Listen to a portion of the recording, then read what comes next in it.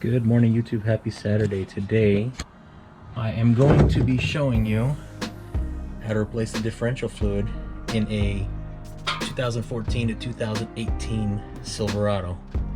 Really not a hard process. There's probably a million videos on YouTube about it, but we'll go ahead and start it off. Now, in order to do this, there's not a whole lot of tools needed. Obviously, you need gear oil. This one I had just sitting in the garage, and we'll see if I use it or not. Here's a 75W90 Valvoline full synthetic. I've got 3 quarts. I believe these are quarts. Yep, quarts. I've got gasket maker, Permatex 90 minute. I need to use the truck later on today, and so this will work just fine. You need a razor blade. I've got both a metal and a plastic one. Just trying to make sure that I don't damage the surface. The notorious 10 millimeter. I've got that on a 1/2-inch drive, and then I've got a adapter to 3/8 drive for the drain plug itself. Brake clean, you're gonna need lots of that. Shop rag, and you don't need it, but I have it, so I'm gonna be using my 90-degree motor to help with the removal of the bolts. Also, I forgot to mention, you will need a drain pan. All right, coming back to here, these bolts all around, let's see if I can get a good angle.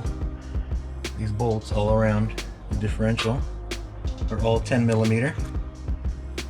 And then you've got your fill plug there. You will need to remove the brake line bracket off of it. Start your way at the bottom, loosen it up, crack it, let the fluid drain in the bottom. That's where you slide the drain pan, let it drain, remove the whole cover, clean it, seal it, put it back together, let it set for 90 minutes, and then fill it. Realistically, I probably need to back the truck up here a little bit to get the surface more level, so that when I fill it and it starts to come out, the angle is right and I'm not overfilling or underfilling.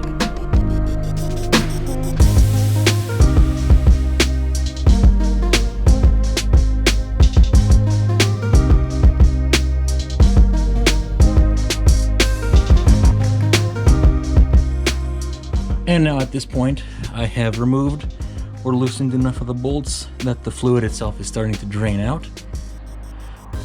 Started coming out a lot sooner than I thought it would, and I didn't have my drain pan in there, so I'll have a little bit of cleanup to do afterwards when I'm done. But for the time being, just let it drain out until it slows down, then proceed. You could probably actually pull upper bolts now, just let the lower bolts sit in there while it drains. Once it's done draining, remove it, clean it, move on to the next step.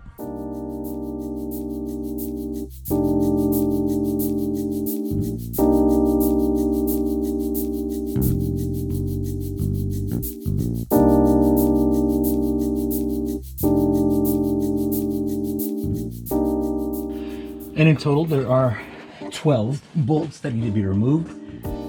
The brake line, you can kind of jam up top here so it doesn't get in your way. Once you do that, what I like to do is spray a little bit of brake clean in here. Kind of loosen up any gunked up debris.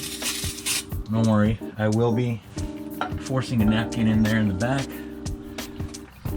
to clean up the rest of it. This is what it looks like when removed. Now, there is a gasket there, the original OEM one. However, I did not buy one. I probably should have, but that gasket maker will work just fine. And as you can see, I've got a couple shop towels just shoved in there, kind of soak up any of the brake clean that I shoved in there, blew in there.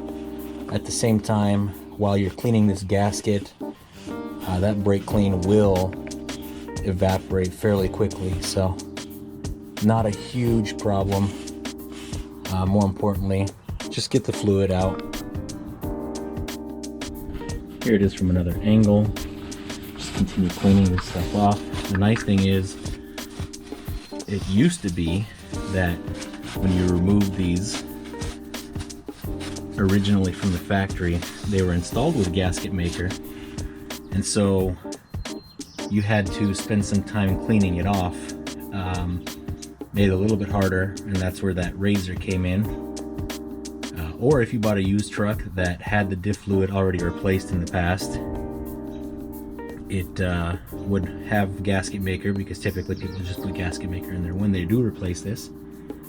I got lucky this time. It will be a whole lot of cleanup. I should mention, this truck does have 98,000 miles, and it looks like it has not been replaced since new. I bought the truck a little over 2 years ago now, and it had 70,000 miles roughly when I bought it. Drove it quite a bit the first year, second year not so much. Okay, so now that I've got the truck side clean, spend a little bit of time cleaning this one here. Clean the cover, clean any gunk up on the inside. Again, mating surface is completely important. Super important that you get this clean, so that you've got a good mating surface, a good clean mating surface to prevent any leaks down the road once you have it installed. Alright, so now that I've spent a little bit of time cleaning the inside, cleaning the mating surface, that looks good to go. Ready to start applying gasket maker. Put it back in and fill it back up. So what you want to do is cut the nozzle. You see I've kind of got it cut at an angle there. Let's see if I can get it to focus. There you go, cut at an angle. 1/8 to 1/4 inch bead. And you want to surround each of the fastener holes. There are 12 of them in total. Now, once you have the seal applied, what you want to look for is a good continuous bead of seal. You see that right there? That is not a continuous bead of seal. So you want to make sure you fill those areas. Don't go overboard with your seal. It's just going to come out, squeeze out, and get everywhere at the same time. You'll start to run out fairly quickly. So now I'm just going to go inspect it, make sure that I don't have any voids in my seal, and it's continuous, and I'll go ahead and start installing it. Alright, so my seal is set. Now keep in mind, this is a 90-minute fast acting seal, so you don't want to wait half hour before you apply it, otherwise it's already started to set. So carefully, with the fill plug on the passenger side, get it up there, line it up to the holes. And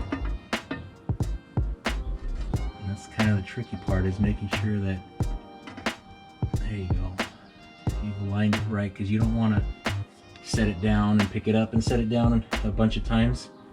Your seal will start to have voids in it again. So you also don't want to slide it around a ton, and try and get it as close as possible. Now I've got the one started. I'm going to find another one.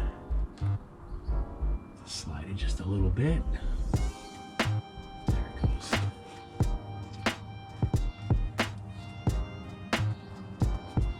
Just start working them in.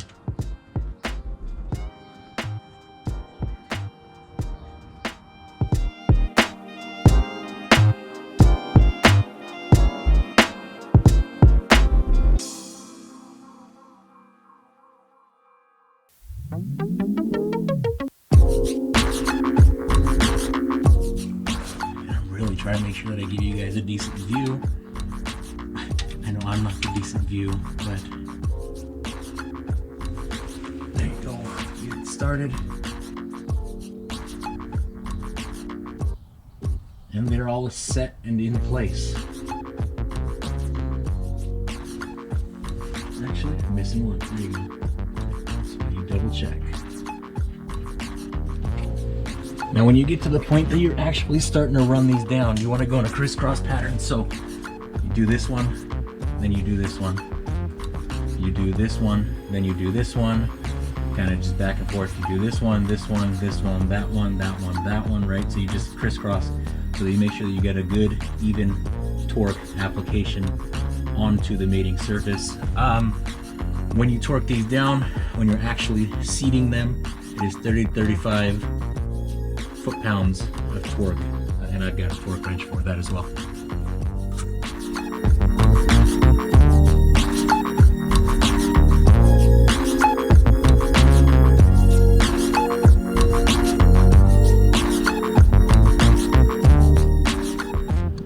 All right, now that I've run them down and started to snug them, I've got my torque wrench.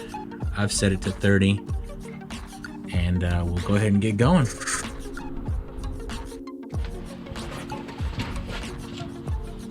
Move this drain pan out of the way, and click, done. Next, same crisscross pattern here. There you go, look at that.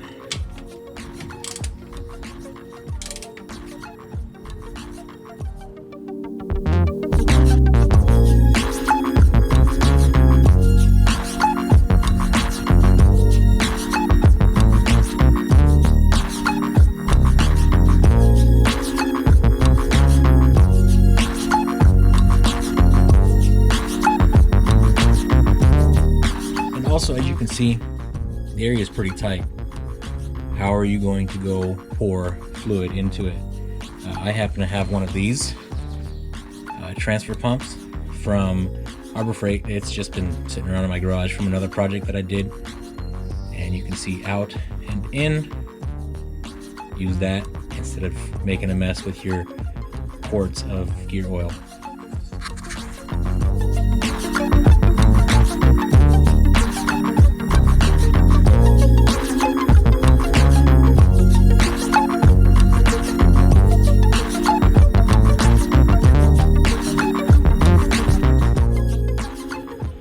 Now, as you can see, I got lucky. It was exactly 3 quarts and it started to drip out. You can see a little bit of seepage coming out of there. So I'll go ahead and get this cleaned up, and the torque on the fill plug, I believe, is 24, 25 foot-pounds. I'll double check that, and we'll get it cleaned up, torqued up, and we'll be all done. All right, there you have it, torqued up, cleaned up in total with set time for the gasket maker. I think this took me about 90 minutes for the gasket, so an hour and a half. Probably 2 hours, 2 hours and 15 minutes. And you'll see I did write on there 98,500. It's roughly about how many miles I have on the truck right now. And 6/23, June of 2023. So that I know, or someone else knows, when it was last replaced. I think it's a good practice. On the torque for the drain plug, saw a bunch of competing information back and forth, but the common consensus was 24 to 25 foot-pounds, so I went ahead at 25 foot-pounds. We'll keep an eye on this now. We'll let the truck sit for a little while longer. I don't probably need to drive anywhere for the next 2 hours roughly, so I'll come back, double check, make sure it's not leaking, and then we'll be good to go. So we are all done. I gotta get the tools cleaned up. Once that's done, I'll keep an eye on it for the next few days just to make sure that we are good to go and no leaks. Thank you guys and gals for watching. Thanks for joining my channel. If you liked what I showed, please thumbs up, like, and subscribe.